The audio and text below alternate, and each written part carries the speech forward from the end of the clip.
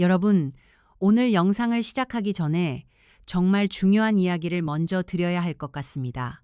지금 이 순간에도 우리 뇌 속에서는 아무도 모르게 조용히 쌓이고 있는 것이 있습니다. 치매를 일으키는 주범으로 의심받는 단백질 찌꺼기입니다. 그리고 이게 더 무섭게 쌓이는 건 잠을 제대로 못 자는 밤마다입니다. 수면 장애는 지금 이 시대 50세 이상 여성에게 가장 빠르게 번지는 건강 위기 중 하나입니다. 우리나라 중장년 여성 3명 중 거의 1명이 이미 만성 수면 문제를 안고 살아가고 있지만 그 원인이 무엇인지 제대로 아는 분은 많지 않습니다. 혹시 밤마다 뒤척이면서 왜 나만 이렇게 잠을 못 자는 걸까 하고 자책하신 적 있으신가요? 오늘 이 영상을 끝까지 보시면 그 질문에 대한 명확한 답을 드릴 수 있습니다. 그리고 오늘 밤부터 당장 실천할 수 있는 구체적인 방법도 함께 드릴게요.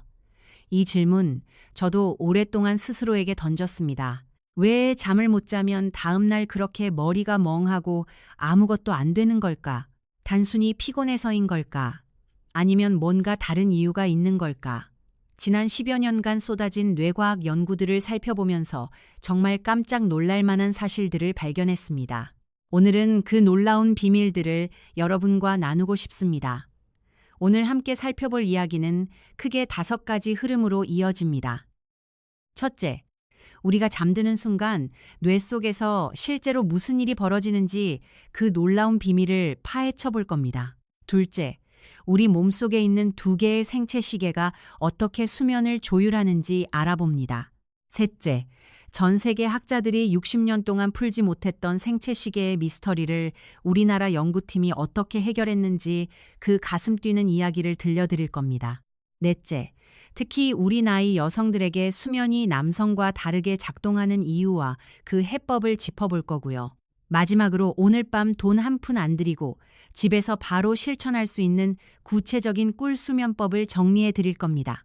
여러분, 이 영상을 끝까지 보시면 잠을 바라보는 눈이 완전히 달라지실 겁니다.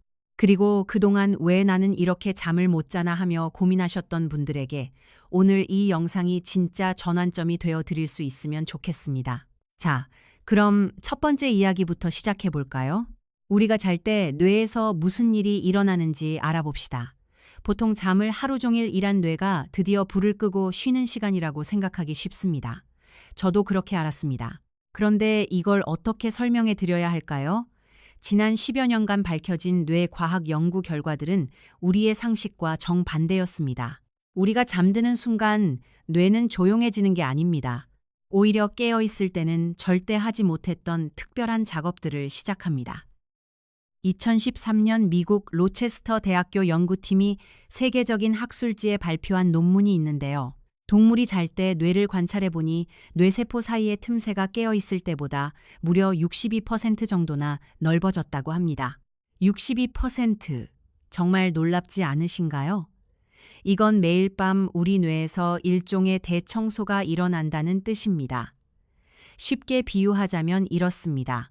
우리가 잠들면 뇌가 청소부를 위해 공간을 넓히는 거죠. 책장을 밀어두고 침대를 옮겨서 청소부가 지나갈 길을 확보하는 것처럼요.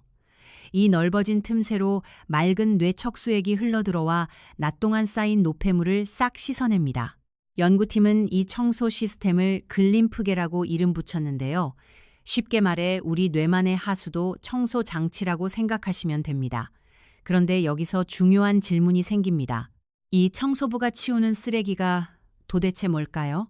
그중 가장 주목받는 게 바로 베타 아밀로이드라는 단백질 찌꺼기입니다. 이름이 좀 어렵죠? 그냥 끈적끈적한 찌꺼기라고 생각하시면 됩니다. 이 찌꺼기가 뇌에 오랫동안 쌓이면 알츠하이머형 치매를 일으키는 주범이 될 확률이 높다는 게 현재 가장 유력한 학설입니다. 그리고 이 청소 과정은 우리가 깊은 잠을 잘 때만 제대로 작동합니다. 이게 참 소름 돋는 부분이죠. 잠을 줄인다는 건 무슨 뜻일까요? 청소부에게 휴가를 주는 것과 같습니다. 쓰레기는 계속 쌓이는데 치울 사람이 출근을 안 하는 거죠. 하루 이틀은 괜찮을지 몰라도 이게 몇 년, 몇십 년 동안 반복된다면 어떻게 될까요? 연세대학교 세브란스 병원 연구팀의 데이터에 따르면 만성 수면 부족은 인지기능 저하와 밀접한 관련이 있는데, 이는 결국 뇌가 노폐물을 청소하는 능력이 떨어졌기 때문일 가능성이 큽니다. 참 안타까운 일이죠. 우리가 그저 바쁘다는 이유로 혹은 잠이 안 온다는 이유로 줄였던 그 잠이 사실은 뇌의 청소 시간을 훔쳐가고 있었던 겁니다. 하지만 우리 뇌가 밤사이에 청소만 하는 건 아닙니다. 동시에 또 하나의 아주 흥미로운 작업을 수행하는데요. 바로 기억 정리입니다. 우리 뇌 속에는 해마라는 부위가 있습니다. 우리가 낮 동안 걸었던 길, 만났던 사람, 공부했던 것들을 가장 먼저 기록하는 곳이죠. 바다 생물인 해마와 모양이 닮았다고 해서 붙여진 이름인데요. 우리가 잠을 자는 동안 이 해마 속 세포들이 낮에 활성화되었던 순서 그대로 다시 움직이기 시작합니다. 학자들은 이 현상을 리플레이, 즉 재생이라고 부릅니다. 더 놀라운 건 그 속도입니다. 실제 시간보다 무려 15배에서 20배나 빠른 속도로 하루를 되감기합니다. 그러면서 중요한 기억들만 골라 장기 저장소인 대뇌 피질이라는 창고로 깔끔하게 옮겨 담죠. 어른들이 흔히 자면서 하루 동안 있었던 일을 정리한다고 말씀하시잖아요. 전 그게 비유적인 표현인 줄 알았는데 알고 보니 과학적으로 아주 정확한 말이었습니다. 우리 뇌가 실제로 하루를 초고속으로 훑어보면서 남길 정보와 버릴 정보를 걸러내고 있었던 거죠. 이게 바로 잠을 줄였을 때 다음날 머리가 멍해지는 진짜 이유입니다. 단지 피곤해서가 아니라 기억을 정리할 재생 시간을 빼앗겼기 때문입니다. 62% 넓어지지 못한 뇌 속에는 쓰레기가 계속 쌓이고, 어제 배운 것들은 창고에 정리되지 못한 채 바닥에 굴러다니게 됩니다. 그러니 어제 분명히 들은 얘기가 기억 안 나고 안경을 어디 뒀는지 깜빡깜빡하게 되는 거죠. 여러분, 이건 결코 뇌가 망가져서가 아닙니다. 우리 뇌에 정리할 시간을 충분히 주지 않아서 생긴 일입니다. 특히 우리 나이 여성분들이 이 점을 정말 주의 깊게 보셔야 합니다. 나이가 들수록 뇌가 청소와 정리를 가장 활발하게 하는 깊은 잠, 서파 수면 단계가 자연스럽게 줄어들거든요. 게다가 폐경 이후 여성의 경우 그 감소 속도가 훨씬 빠를 수 있다는 연구 결과도 있습니다. 청소부의 근무 시간이 젊은 사람들에 비해 짧아진다는 뜻입니다. 그래서 우리는 잘 수 있을 때 최대한 길고 깊게 자야 합니다. 젊은 친구들은 잠을 좀 못 자도 청소 시간이 워낙 길어서 버텨내지만 우리에게는 이제 그런 여유가 없으니까요. 그래서 우리 세대에게 잠은 젊은이들보다 훨씬 더 소중하고 중요한 보약입니다. 여기서 한 분의 이야기를 들려드릴게요. 인천에 사시는 69세 박순자 어머님의 이야기입니다. 30년 넘게 공장 격리로 일하시다가 은퇴하신 분인데요. 공장 다닐 때는 몸이 힘들어도 집에 오면 쓰러지듯 잠이 들었다고 합니다. 그런데 은퇴하고 나서부터 오히려 잠이 안 오기 시작하셨대요. 더 쉬어야 잘 잘 것 같은데 이상하게 밤마다 눈이 말똥말똥하고 새벽 2시, 3시까지 천장만 바라보다 겨우 잠드는 날이 반복됐다고 합니다.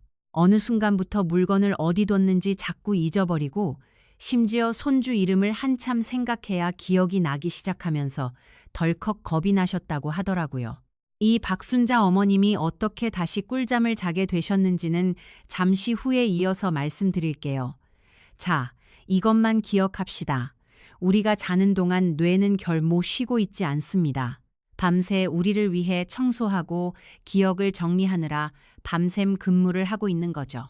그러니 뇌의 근무 시간을 잘 지켜주는 것이 치매를 예방하고 사랑하는 자녀와 손주들 곁에서 오랫동안 맑은 정신으로 살아가는 첫걸음입니다. 그런데 우리는 왜 매일 밤 비슷한 시간이 되면 졸리고 아침이 되면 눈이 떠지는 걸까요? 그 답은 우리 몸속에 있는 두 개의 생체 시계에 있습니다. 이게 참 신기한 이야기인데요. 하나는 시간을 재는 시계고 다른 하나는 피로를 재는 시계입니다. 오늘 이 두 시계의 비밀을 알고 나면 왜 어떤 날은 눕자마자 기절하듯 잠들고 어떤 날은 온몸이 피곤해 죽겠는데도 눈이 말똥말똥한지 완벽하게 이해하게 되실 겁니다. 먼저 첫 번째 시계부터 볼까요? 바로 멜라토닌이라는 호르몬입니다. 우리 뇌 한가운데에는 작은 솔방울 모양의 송과체라는 곳이 있는데요.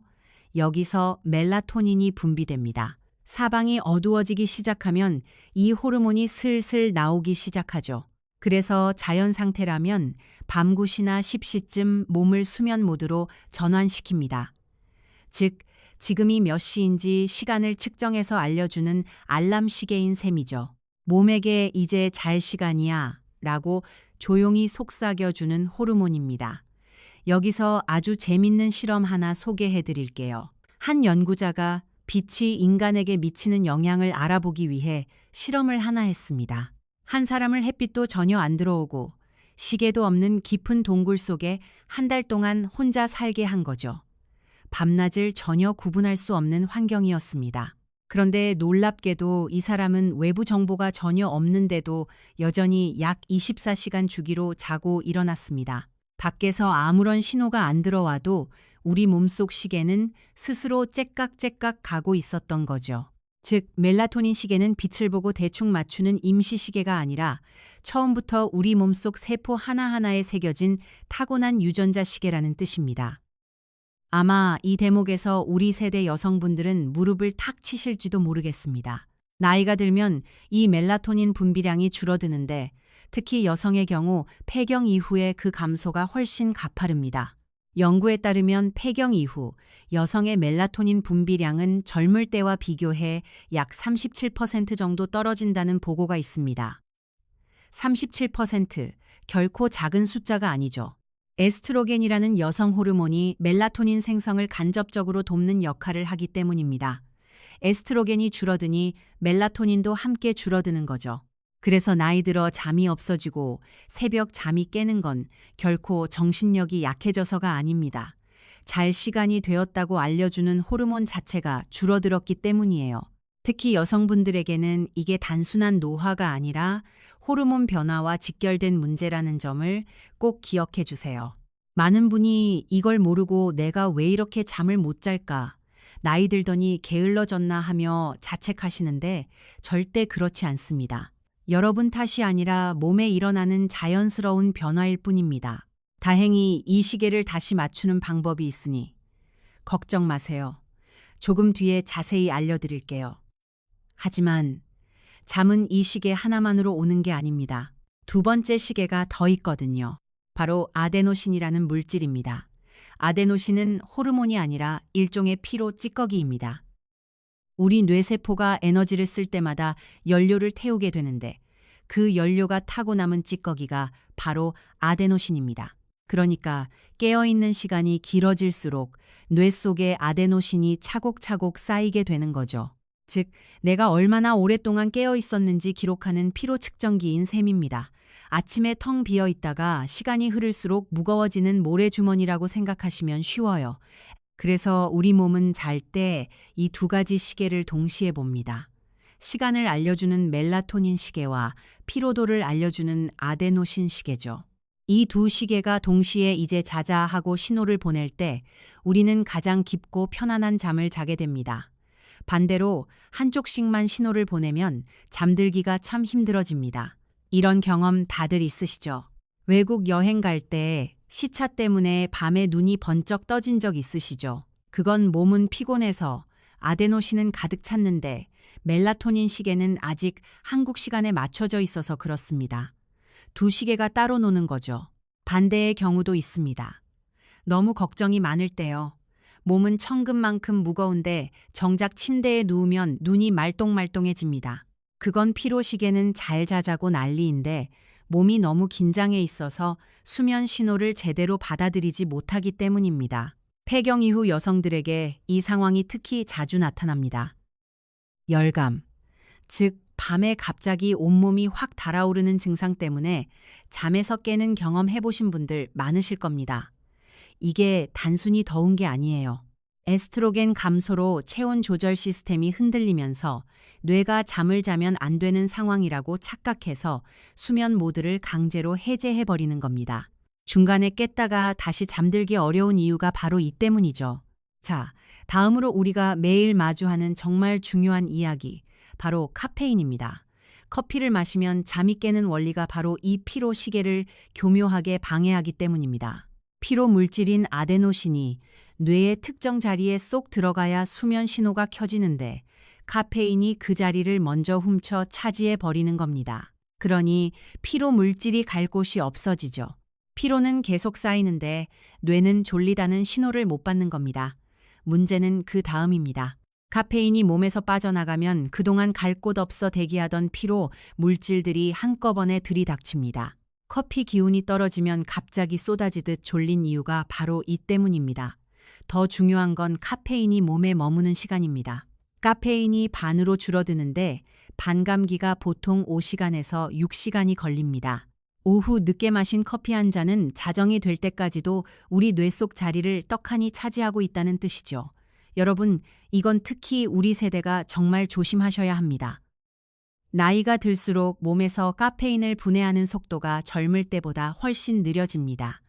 젊은 친구들은 오후에 커피 마셔도 밤에 잘만 자죠. 하지만 우리 나이 때에는 카페인 대사 능력이 떨어져서 밤새 잠을 설치게 만드는 주범이 될 수 있습니다. 자, 숨을 한번 고르고 지금까지 나눈 이야기를 가볍게 요약해 볼까요? 첫째, 잠은 쉬는 시간이 아니라 뇌가 청소하고 기억을 정리하는 활발한 활동 시간이다. 잠들면 뇌 세포 사이가 약 62% 넓어지며 찌꺼기를 청소한다. 둘째, 이 노폐물 중에는 치매 유발 물질인 베타 아밀로이드가 포함되어 있어서 잠이 부족하면 청소가 안 된다. 셋째, 우리 몸에는 시간을 재는 멜라토닌 시계와 피로를 재는 아데노신 시계, 이 두 개의 생체 시계가 있다. 넷째, 폐경 이후 여성은 멜라토닌 분비가 약 37% 줄어 잠들기가 더 어려워지는데 이건 여러분 탓이 아니다. 다섯째, 카페인은 피로시계를 방해하므로 우리 나이 때에는 특히 잠을 오래 방해할 수 있다. 여기까지 잘 따라오고 계시죠? 다행히 방법이 있습니다. 이제부터 정말 흥미진진한 이야기가 시작됩니다. 방금 말씀드린 두 시계 중 첫 번째 시계, 즉 우리 몸속 고유의 유전자 시계가 어떻게 그렇게 정확하게 24시간을 맞추는지에 대한 비밀입니다. 전 세계 내로라 하는 천재학자들이 이 수수께끼를 풀려고 무려 60년 동안 머리를 싸맸습니다. 노벨상 수상자조차 이건 도저히 모르겠다라고 두 손 두 발 다 들었던 문제였죠. 그런데 이걸 바로 우리나라 연구팀이 풀어냈습니다. 믿기지 않으시죠? 저도 이 이야기를 처음 접했을 때 정말 가슴이 웅장해지더라고요. 이어지는 이야기에서 이 60년 묵은 미스터리 속으로 함께 들어가 보시죠. 이야기는 아주 오래전으로 거슬러 올라갑니다. 당시 두 개의 연구실에서 거의 동시에 놀라운 발견을 해냈습니다. 아주 작은 초파리의 몸속에서 시계 역할을 하는 유전자를 찾아낸 건데요. 이 유전자 이름을 한국어로 번역하면 주기, 즉 한 바퀴 도는 주기를 뜻합니다. 이 발견이 왜 그렇게 대단했냐 하면 그전까지 생체 시계는 그저 몸 어딘가에 어렴풋이 존재하겠지 하는 추상적인 개념에 불과했기 때문입니다. 그런데 이 연구자들이 실제로 태엽처럼 맞물려 돌아가는 분자 부품을 눈앞에 찾아낸 거죠. 이 시계 유전자가 만들어내는 단백질들은 밤이 되면 세포 속에 차곡차곡 쌓였다가 낮이 되면 서서히 분해되어 사라집니다. 이 쌓였다가 사라지는 한 주기가 신기하게도 딱 24시간이었습니다. 우리 세포 하나하나에 진짜 시계가 들어있다는 걸 증명한 사건이었죠. 이 발견이 얼마나 대단했는지 아시나요? 수십 년이 지난 후 이 발견을 한 학자들에게 노벨 생리학상이 주어졌습니다. 그만큼 우리 몸속 시계의 비밀을 최초로 밝혀낸 위대한 업적이었습니다. 그런데 여기서 아주 이상한 문제가 하나 발생합니다. 잘 들어보세요. 세상의 모든 화학 반응은 온도가 올라가면 속도가 빨라집니다. 냄비에 불을 세게 켜면 물이 더 빨리 끓는 것과 같은 이치죠. 우리 몸속 반응도 마찬가지입니다. 그런데 가만히 생각해보면 이상합니다. 도마뱀이나 개구리 같은 동물들도 다 생체 시계를 가지고 있거든요. 얘네들은 한낮에 뜨거운 햇볕 아래에서 체온이 뜨겁게 올라가든 이른 아침에 체온이 뚝 떨어지든 상관없이 하루가 똑같이 24시간입니다. 몸속 부품들이 돌아가는 반응 속도가 빨라지거나 느려져야 정상인데 왜 시계 바늘은 신기하게도 항상 24시간을 가리킬까요? 정말 귀신이 고칼 노릇이죠. 생체 시계를 차가운 냉장고에 넣어두든 뜨거운 물에 담그든 무조건 24시간을 유지하는 이 마술 같은 현상을 과학자들은 온도 보상이라고 불렀습니다. 온도가 변해도 시계가 알아서 오차를 보정한다는 뜻이죠. 문제는 이름만 붙여놨을 뿐, 그 뒤로 60년 동안 아무도 그 원리를 밝혀내지 못했다는 점입니다. 시계 유전자를 찾아내어 노벨상을 받은 후에도 왜 체온이 바뀌어도 시계 주기는 변하지 않는가라는 질문은 여전히 미완의 과제로 남아 있었습니다. 이게 얼마나 어려운 문제였는지 아시나요? 그 노벨상 수상자조차 본인의 논문에 우리도 이 원리는 도저히 모르겠다라고 솔직하게 고백했을 정도입니다. 시계 부품을 처음 발견한 사람조차 수십 년이 흘러도 답을 모르겠다고 두 손을 든 거죠. 그러니 이 60년은 결코 헛된 시간이 아니었습니다. 전 세계의 네로라 하는 석학들이 평생을 바쳐도 풀지 못했던 난제였으니까요. 그런데 바로 그 학자가 자신은 모른다고 고백했던 그 해, 전 세계를 깜짝 놀라게 한 뉴스가 터져 나왔습니다. 바로 한국 연구팀이 그 해답을 찾아낸 겁니다. 지금부터 그 가슴찬 이야기를 들려드릴게요. 세계적인 권위를 자랑하는 학술지에 논문 한 편이 실렸습니다. 한국과학기술원 KIST와 기초과학연구원 IBS가 공동으로 진행한 연구였는데요.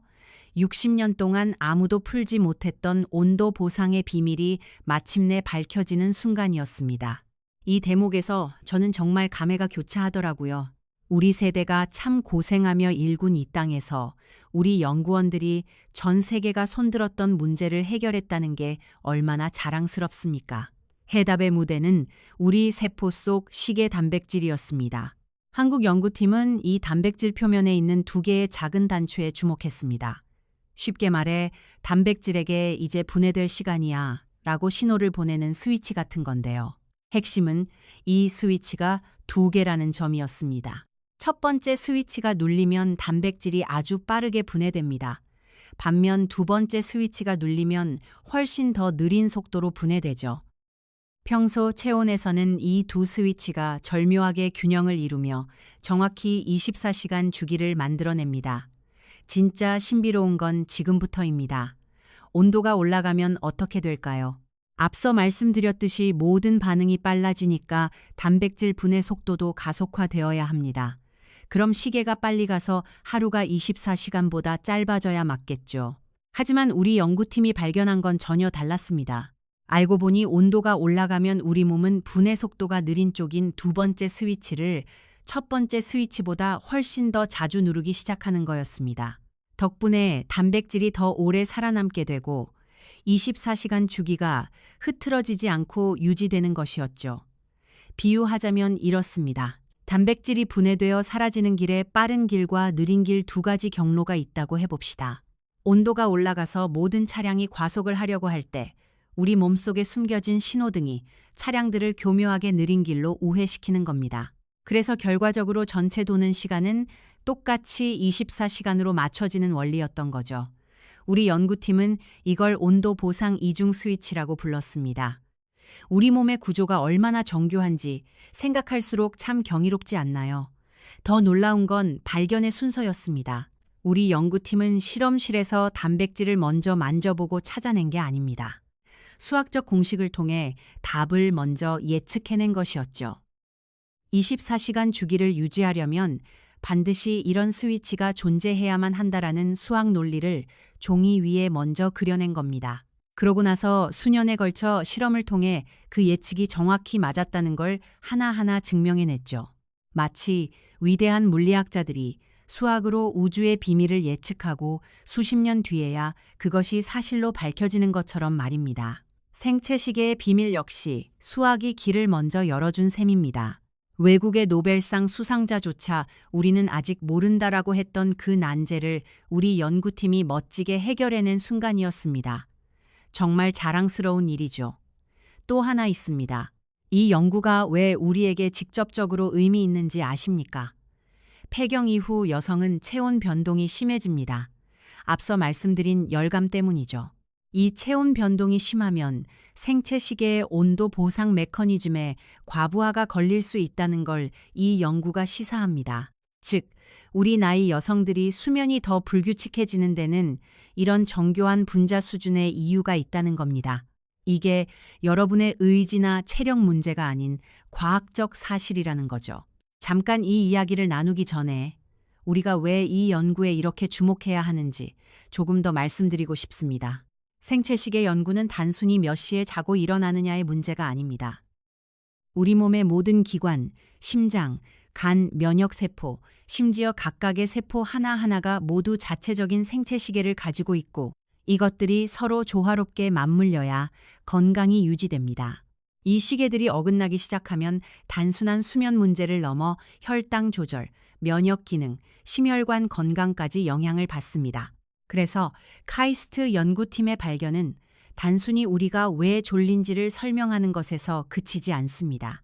미래의 생체시계를 활용한 치료법, 예를 들어 어떤 약을 몇 시에 먹어야 가장 효과적인지를 계산하거나 생체시계가 어긋난 사람들의 시계를 교정하는 방법을 개발하는 데 중요한 토대가 됩니다. 의학에서는 이것을 시간 양리학이라고 부릅니다. 우리나라 연구팀의 이 발견이 단순히 학술지에 논문 한 편 실린 것으로 끝나는 게 아니라 수십 년 후 우리 손주 세대의 의학을 바꿀 씨앗이 될 수 있다는 뜻입니다. 얼마나 자랑스러운 일입니까? 그리고 이 연구가 또 하나 시사하는 건 수면의 타이밍이 얼마나 중요한가입니다. 같은 7시간을 자더라도 언제 자느냐가 뇌 청소의 효율에 영향을 줄 수 있습니다. 우리 몸의 생체 시계가 가장 활발하게 청소를 진행하는 시간대가 있거든요. 그게 바로 우리가 잠든 후 이른 새벽, 특히 깊은 수면이 가장 많이 나타나는 자정에서 새벽 3시 사이입니다. 그러니 늦게 자는 습관은 이 황금 시간대를 놓치게 만들 수 있습니다. 자정 전에 잠들 수 있도록 노력하시는 것, 이것도 뇌 청소를 최대화하는 중요한 전략입니다.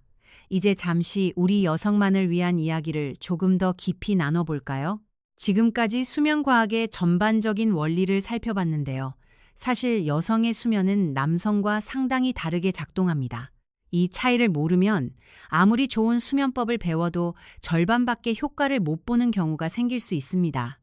그래서 꼭 이 부분도 짚고 넘어가고 싶었습니다. 먼저 여성의 수면이 왜 더 복잡한지부터 이야기해 볼게요. 여성의 수면은 평생에 걸쳐 호르몬의 파도 위에서 흔들립니다. 젊을 때는 월경 주기에 따라 수면의 질이 달라지고 임신 중에는 극단적인 변화를 겪으며 폐경 전후에는 또 다른 차원의 도전이 시작됩니다. 그래서 같은 나이, 같은 환경의 남성과 비교해도 수면 문제를 겪는 여성의 비율이 약 1.6배에서 1.8배 정도 높다는 연구 결과가 있습니다. 그중에서도 우리 세대 여성들이 가장 많이 겪는 수면 문제를 딱 3가지만 꼽아드릴게요. 첫 번째는 한밤중에 갑자기 확 달아오르는 열감입니다. 의학적으로는 혈관 운동 증상이라고 부르는데요. 폐경 여성의 약 73% 정도가 경험한다고 알려져 있습니다. 이 열감 때문에 밤사이 여러 번 깨고 땀으로 흠뻑 젖어 있으면 다시 잠들기가 정말 어렵죠. 그리고 이 열감은 단순히 더운 게 아니라 에스트로겐 감소로 체온 조절 중추가 과민해진 결과입니다. 흔히 이럴 때 창문을 활짝 열거나 얼음물을 마시는 분들이 많은데요. 오히려 급격한 체온 변화는 각성 상태를 더 자극할 수 있습니다. 대신 침실 온도를 조금 서늘하게 유지하는 게 보통 18도에서 20도 사이가 수면에 가장 좋다고 합니다. 여름에는 약하게 에어컨을 틀어두거나 얇은 통풍이 잘 되는 소재의 침구로 바꿔보시는 게 도움이 됩니다. 두 번째는 수면 중 다리에 불편한 감각이 오는 경우입니다. 의학적으로 하지 불안 증후군이라고 부르는데 여성이 남성보다 약 2.3배 더 많이 겪는 것으로 알려져 있습니다. 특히 철분이 부족한 경우에 더 심해진다는 연구가 있어요. 밤에 다리가 저리거나 무언가 기어다니는 느낌이 들어서 가만히 있지를 못하는 증상이죠. 이게 수면의 질을 심각하게 해칩니다. 이 경우 혈액 검사를 통해 철분 수치를 확인해 보시는 게 좋습니다. 가볍게 종아리 근육을 스트레칭하거나 잠들기 전 따뜻한 물로 발을 담그는 것도 일부 도움이 될 수 있습니다. 세 번째는 불안과 걱정으로 인한 수면 방해입니다. 이건 남성도 겪지만 여성, 특히 우리 세대 여성들에게 더 두드러지는 경향이 있습니다. 평생 가족을 돌봐온 역할 때문에 은퇴 이후에도 걱정의 고리가 잘 끊기지 않기 때문이죠. 자녀 걱정, 손주 걱정, 건강 걱정, 노후 걱정. 밤이 되면 이런 생각들이 더 크게 느껴지는 건 당연한 일입니다. 낮에는 바빠서 덮어두었던 감정들이 조용해지면 수면에 올라오거든요. 이럴 때는 잠들기 30분 전에 걱정 목록을 종이에 적어두는 방법이 생각보다 효과적입니다. 아직 해결 안 된 걱정들을 뇌 밖으로 꺼내 종이에 옮겨두면 뇌가 더 이상 그걸 기억해야 한다는 부담에서 잠시 벗어날 수 있거든요. 심리학 용어로는 인지 얼로딩이라고 하는데 실제로 수면 시작 시간을 평균 9분 정도 단축하는 효과가 있다는 연구 결과도 있습니다. 9분이 별것 아닌 것 같지만 잠드는데 1시간씩 걸리던 분들에게는 정말 큰 변화입니다. 그리고 한 가지 더 말씀드리고 싶은 것이 있습니다. 수면제 이야기입니다. 많은 분들이 잠이 안 오면 수면제를 드십니다. 저도 그 마음 충분히 이해합니다. 며칠 밤을 뒤척이다 보면 약이라도 먹고 싶은 심정이 되죠. 하지만 수면제, 특히 장기 복용에 대해서는 조금 신중하실 필요가 있습니다. 수면제의 여러 종류 중 일부는 실제 수면의 구조, 즉 뇌 청소가 일어나는 깊은 수면 단계를 억제할 수 있다는 연구 결과들이 있습니다. 약을 먹고 잠은 자지만 청소부가 제대로 일을 못하게 되는 상황이 생길 수 있다는 거죠. 그래서 약을 먹고 자도 개운하지 않고 아침에 머리가 더 무거운 느낌이 드는 분들이 계신 겁니다. 물론 단기간 꼭 필요한 상황이라면 의사와 상의해서 적절하게 사용하는 것은 다른 이야기입니다. 중요한 건 약에 장기적으로 의존하기 전에 오늘 말씀드린 것처럼 생체 시계를 자연스럽게 맞춰주는 방법들을 먼저 충분히 시도해 보시라는 겁니다. 또 하나, 낮잠에 대해 여쭤보시는 분들도 많은데요. 낮잠은 어떻게 해야 할까요? 낮잠 자체가 나쁜 건 아닙니다. 단, 딱 20분에서 30분 이내로 제한하시는 게 좋습니다. 그리고 오후 3시 이후의 낮잠은 피하시는 게 낫습니다. 왜냐하면 낮잠이 길어지면 앞서 말씀드린 아데노신, 즉 피로물질이 충분히 쌓이지 않아서 밤에 정작 잠이 안 오는 악순환이 생기기 때문입니다. 짧고 이른 낮잠은 오히려 오후 활력을 높여주고 밤 수면에 방해가 되지 않습니다. 반면 한두 시간 푹 자는 낮잠은 밤 수면을 방해할 수 있어요. 운동에 대해서도 한마디 드릴게요.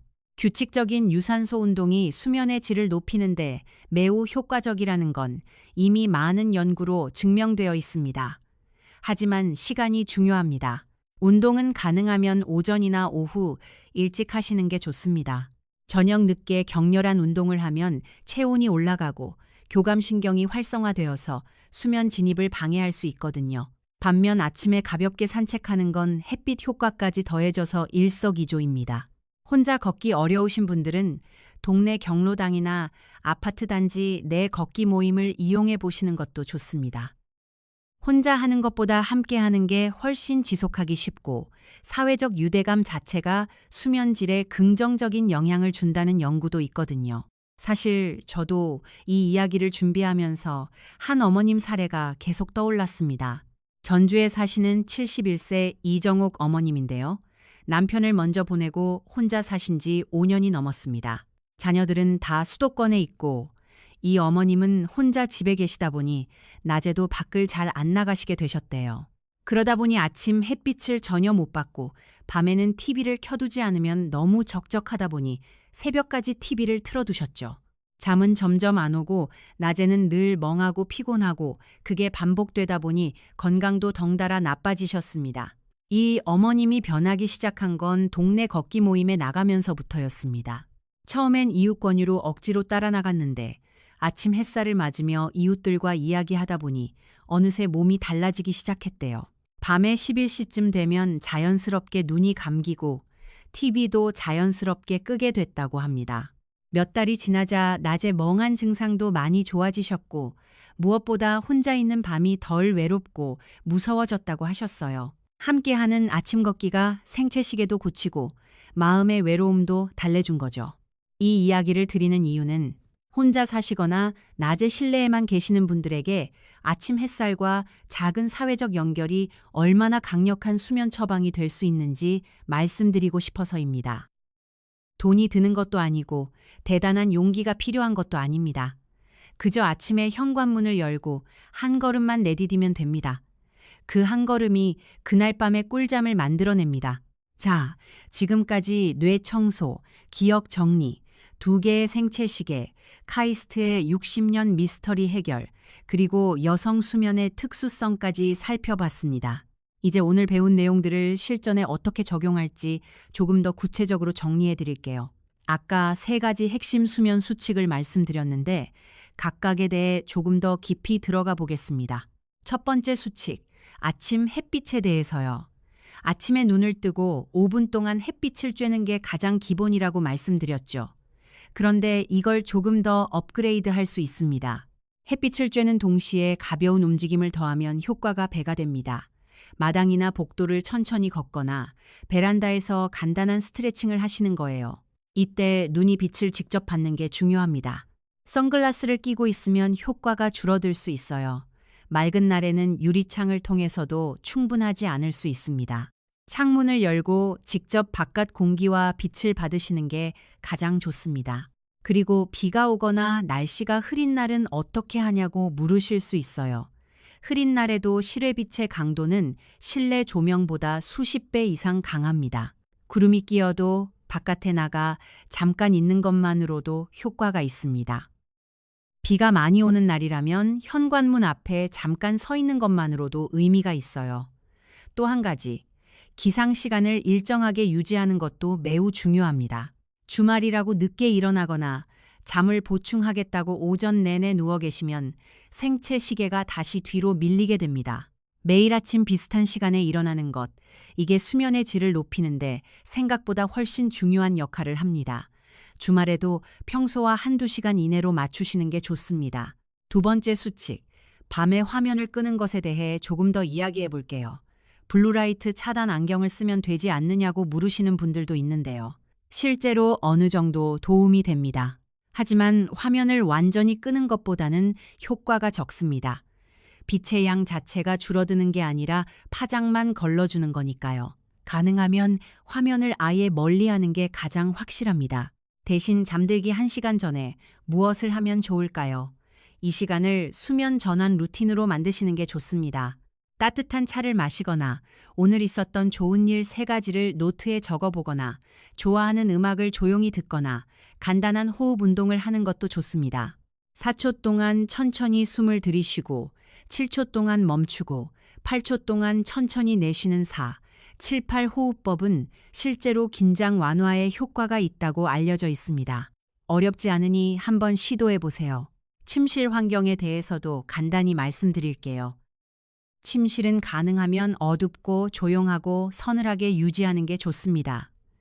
소음이 문제라면 작은 선풍기를 켜두어 백색 소음을 만들어주는 것도 방법입니다. 침대는 잠을 자는 곳이라는 인식을 뇌에 확실히 심어주기 위해 침대에서 TV 보거나 스마트폰 하는 습관은 가능하면 줄이시는 게 좋습니다. 수면에 도움이 되는 음식에 대해서도 잠깐 언급할게요. 키위, 몽타주 체리, 따뜻한 우유, 이런 것들이 멜라토닌을 함유하거나 수면에 도움이 된다는 연구들이 있습니다. 물론 음식 하나로 극적인 변화를 기대하기는 어렵지만 저녁에 소화하기 어려운 기름진 음식을 피하고 너무 배고프거나 너무 배부른 상태로 자지 않는 것이 기본입니다. 늦은 저녁 식사는 소화기관이 활발하게 일하는 동안 잠을 방해할 수 있어요. 마지막으로 낮 동안의 빛 환경도 중요합니다. 실내에서만 생활하시는 분들은 낮에도 창가 가까이 앉거나 점심 식사 후 잠깐이라도 밖을 걸어보시는 것을 권해드립니다. 우리 몸의 생체 시계는 낮 동안 충분히 밝은 빛을 받아야 밤에 제대로 어둠을 감지하고 수면 신호를 보낼 수 있거든요. 낮이 밝아야 밤이 어두운 거죠. 실내에만 계시면 뇌가 낮과 밤의 구분을 잘 못하게 됩니다. 여러분, 오늘 정말 많은 이야기를 함께 나눴습니다. 뇌 과학, 호르몬, 카이스트의 세계적인 연구 성과, 여성 수면의 특수성, 그리고 구체적인 실천법까지요. 처음에는 조금 복잡하게 느껴지셨을 수도 있지만 결국 핵심은 아주 단순합니다. 우리 몸은 이미 완벽한 수면 시스템을 갖추고 있습니다. 우리가 해야 할 일은 그 시스템이 제대로 작동하도록 환경만 만들어주는 거예요. 아침에 햇살을 받고 밤에 어둠을 맞이하고 오후 2시 이후에는 카페인을 피하고 잠들기 1시간 전에 화면을 끄고 잠이 안 올 때는 억지로 눕지 않는 것. 이 5가지가 오늘부터 바로 시작할 수 있는 가장 강력한 수면 처방입니다. 약도 없고 돈도 안 듭니다. 우리 세대가 겪어온 세월을 생각해보면 이 정도 변화는 정말 아무것도 아닙니다. 그 어려운 시절을 버텨온 분들인데 아침에 창문 열고 햇빛 좀 쬐는 것쯤이야 당연히 해내실 수 있습니다. 다만 한 번에 다 하려고 하지 마시고 오늘은 딱 1가지만 시작해보세요. 내일 아침 눈 뜨면 커튼부터 활짝 여는 것, 딱 그거 하나만요. 그게 시작입니다. 그 작은 시작이 1달 뒤에 여러분의 밤을 바꿔놓을 겁니다. 자, 이제 우리에게 가장 중요한 실전 질문으로 돌아와 볼까요? 이렇게 정교한 생체 시계를 가진 우리 몸, 과연 몇 시간을 자는 게 가장 좋을까요? 이제부터는 아주 희망적이고 실속 있는 이야기를 나눠볼까 합니다. 우리는 평생 귀에 못이 박히도록 들은 말이 있습니다. 잠은 무조건 8시간을 자야 한다. 여러분도 그렇게 알고 계셨죠? 저도 철석같이 믿었습니다. 하지만 최근에 발표된 대규모 연구가 이 상식을 완전히 뒤집어 놓았습니다. 영국의 대규모 보건 연구인데 무려 50만 명에 달하는 사람들의 수면 데이터를 추적 조사한 결과입니다. 30대부터 70대까지 다양한 연령층을 대상으로 수면 시간과 인지 능력, 정신 건강, 심지어 뇌 구조의 변화까지 분석했죠. 결과는 참 뜻밖이었습니다. 뇌를 가장 건강하게 유지하는 최적의 수면 시간은 8시간이 아니라 7시간이었습니다. 연구 결과를 보면 수면 시간이 7시간일 때 인지 기능과 정신 건강 수치가 가장 높았고 이보다 너무 많이 자거나 적게 자면 오히려 수치들이 떨어졌습니다. 기억과 사고를 담당하는 뇌 구조 역시 7시간 정도 잘 때 가장 안정적인 형태를 유지했죠. 이게 진짜 중요한 핵심입니다. 우리가 오랫동안 믿어온 8시간 수면은 사실 평균치일 뿐 최적의 수면 시간이 아니었던 겁니다. 50만 명의 뇌를 들여다본 결과는 7시간이 정답이라고 말해줍니다. 우리 몸이 오랜 세월 맞추어온 생체 시계가 가장 편안하게 균형을 이루는 시간대인 거죠. 그러니 혹시 그동안 7시간 정도밖에 못 주무셔서 늘 나 잠이 부족한 거 아닌가 하고 걱정하셨던 분들이 있다면 오늘부터 마음 푹 놓으셔도 됩니다. 8시간을 못 채웠다고 스스로를 탓하거나 불안해하실 필요가 전혀 없습니다.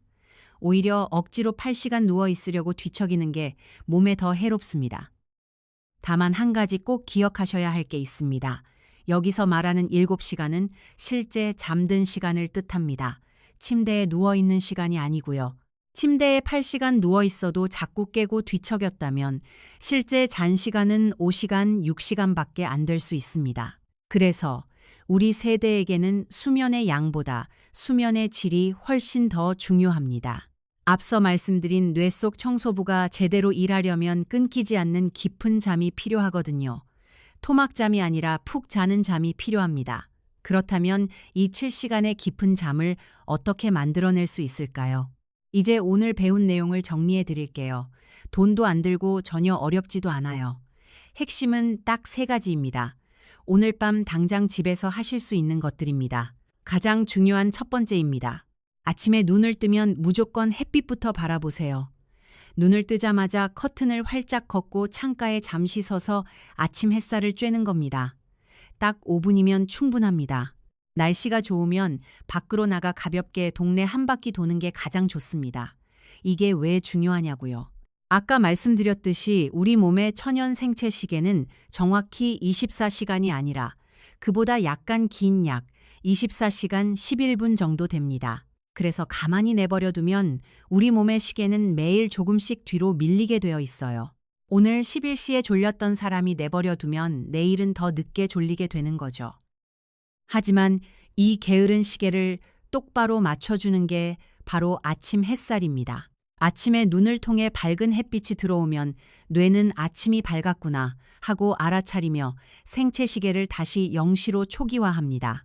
미국 콜로라도 대학교에서 아주 흥미로운 실험을 했습니다. 평소 도시에 살던 사람들을 모집해서 일주일 동안 깊은 산속으로 캠핑을 보낸 건데요. 거기서 인공 조명을 일절 못 쓰게 했습니다.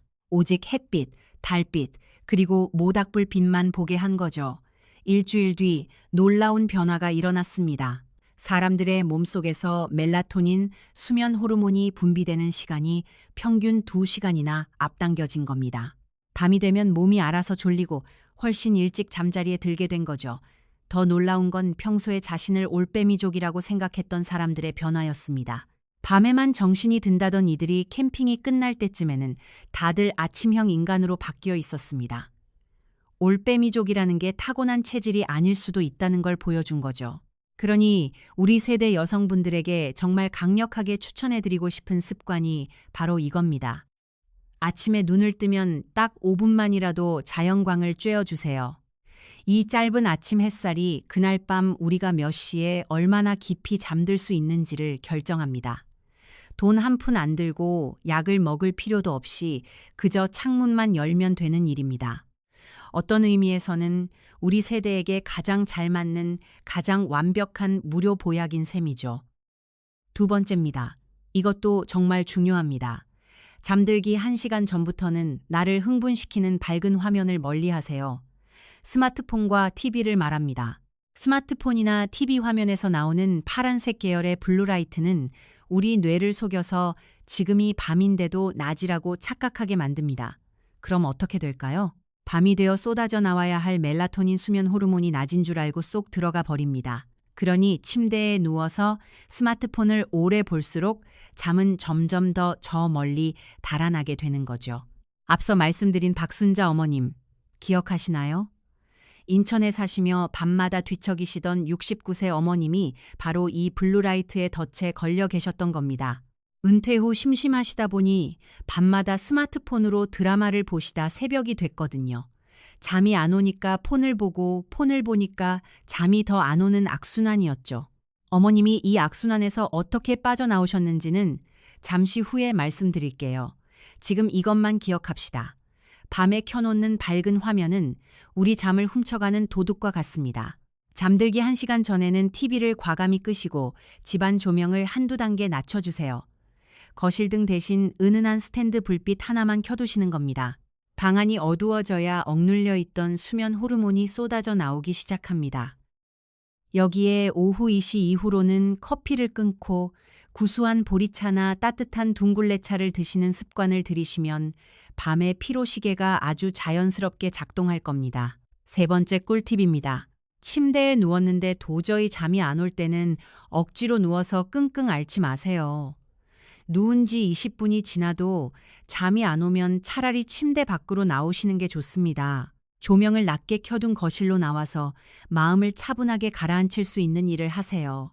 따뜻한 차를 한 모금 마시거나 아주 지루하고 어려운 책을 몇 장 읽으시는 것도 좋습니다. 그러다 다시 졸음이 스르륵 밀려올 때, 그때 침대로 들어가시는 겁니다. 그래야 뇌에게 침대는 끙끙 앓는 곳이 아니라 잠을 자는 곳이라는 신호를 똑바로 심어줄 수 있습니다. 억지로 자려고 애쓰는 것보다 마음을 편히 먹는 게 훨씬 이롭습니다. 여기서 박순자 어머님의 이야기를 마저 들려드릴게요. 이 3가지 수칙을 하나씩 실천하기 시작하셨답니다. 우선 아침에 눈 뜨면 마당으로 나가 10분씩 걸으셨고요. 밤에는 잠들기 1시간 전에 그동안 붙잡고 계시던 스마트폰을 과감하게 내려놓으셨습니다. 처음 며칠은 오히려 심심해서 잠이 더 안 오는 것 같았대요. 당연한 일입니다. 평생 굳어진 습관이 하루아침에 바뀔 순 없으니까요. 하지만 몇 주가 지나자 변화가 찾아왔습니다. 밤 11시쯤 되면 눈꺼풀이 스르륵 무거워지기 시작한 거죠.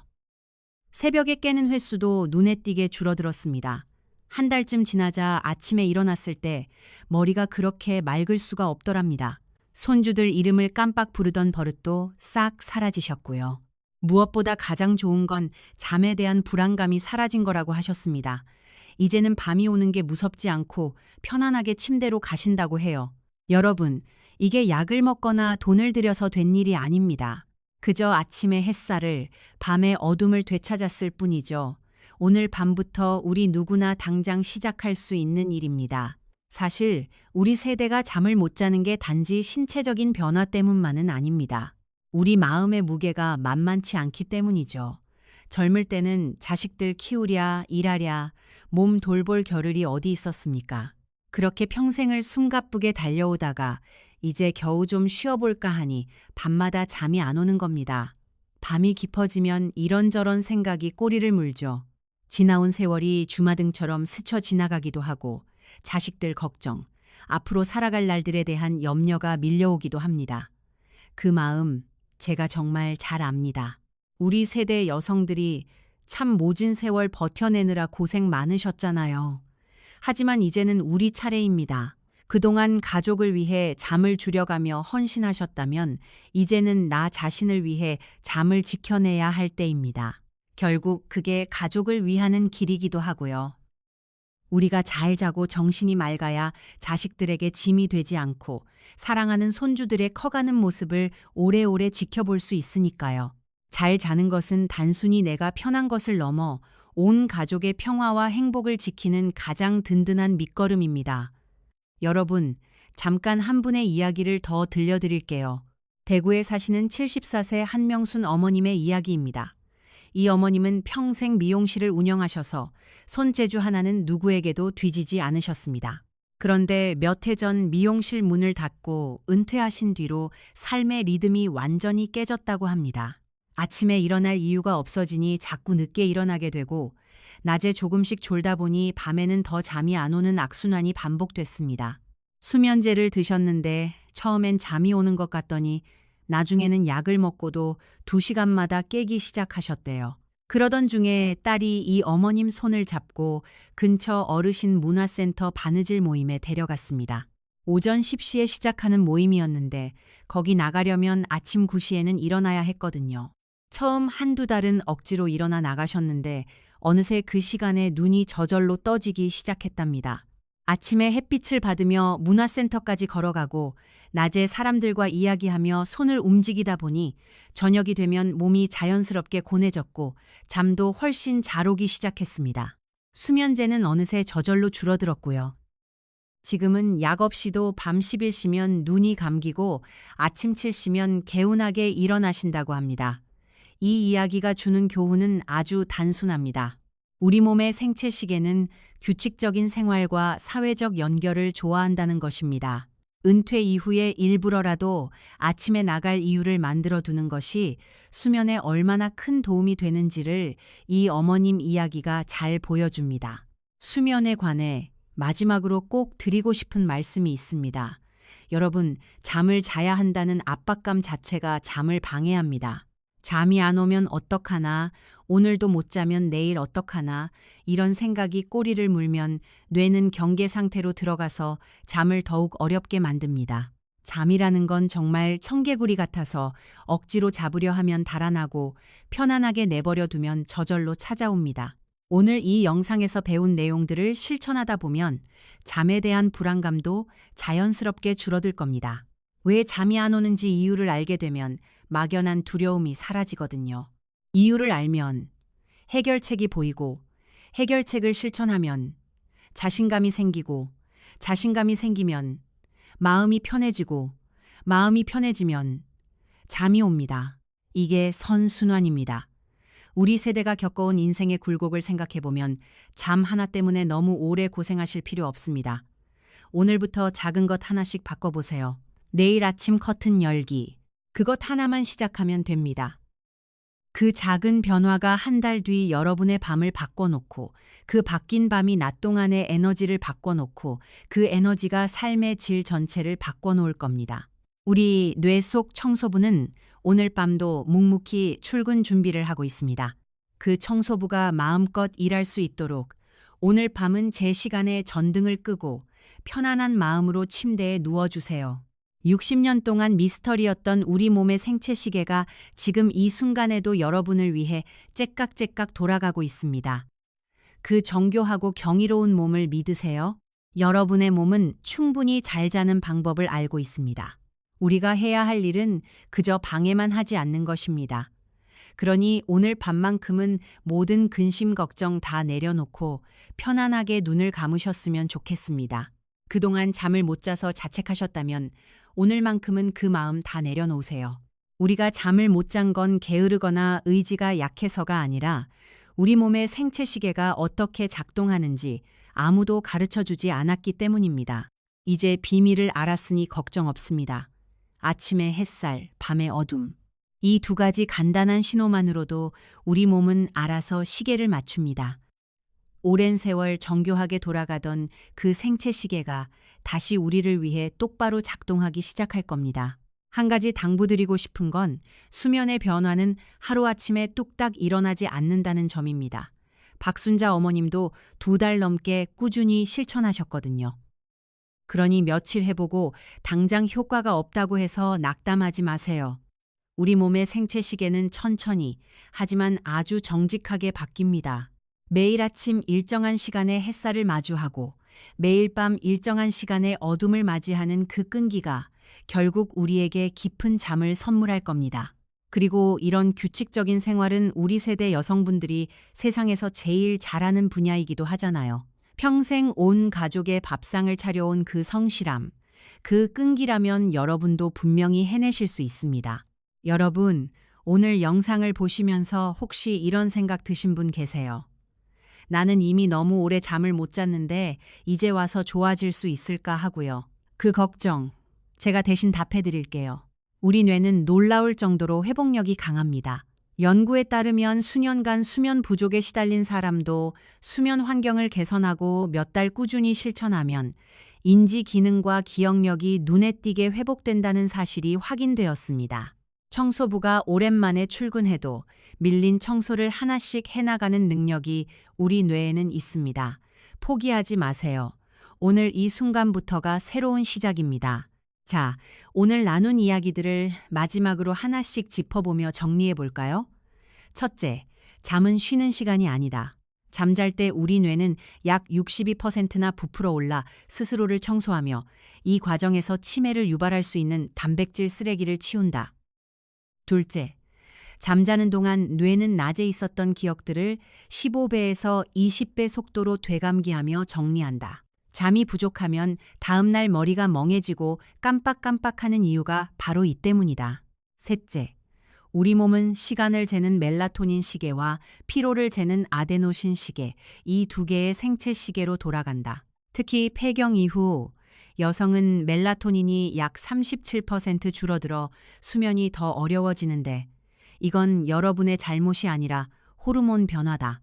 넷째, 60년 동안 전 세계 과학자들을 괴롭혔던 생체시계 온도 보상의 비밀을 우리나라 카이스트와 기초과학연구원 공동연구팀이 멋지게 풀어냈다. 우리 몸의 정교함과 우리 과학기술의 자랑스러운 쾌거다.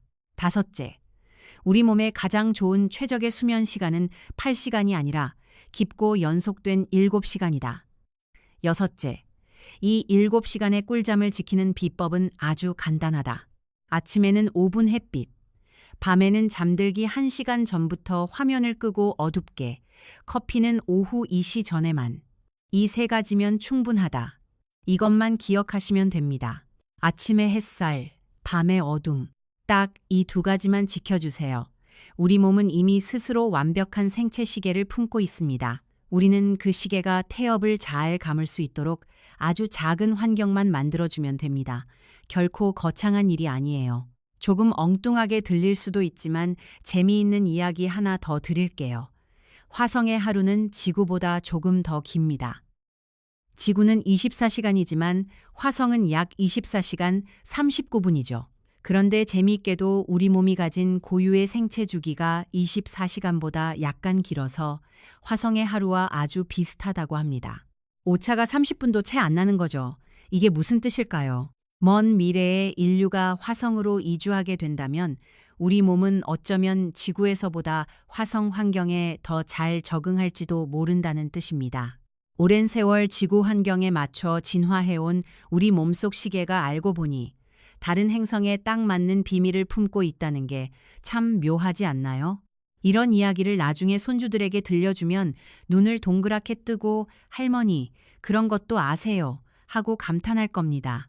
우리가 건강하게 오래 살아서 이런 이야기를 나눌 수 있다는 것 그 자체만으로도 오늘 밤 참 편안하게 잠들 수 있는 이유가 되지 않을까요?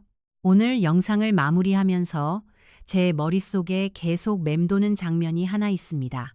내일 밤 우리가 모르는 사이 뇌가 약 62% 넓어지고 그 사이로 청소부가 소리 없이 출근해 빗자루질을 시작하는 모습입니다. 우리는 그동안 잠을 그저 멈춰 있는 시간으로만 생각해 왔지만 사실 우리가 깨어 있을 때보다 훨씬 더 정교하고 바쁜 작업이 몸속에서 일어나고 있었던 거죠. 그래서 저는 요즘 밤늦게 자려고 할 때마다 지금 우리 청소부 출근해야 하는데 내가 길을 막고 있구나 하는 생각이 들곤 합니다.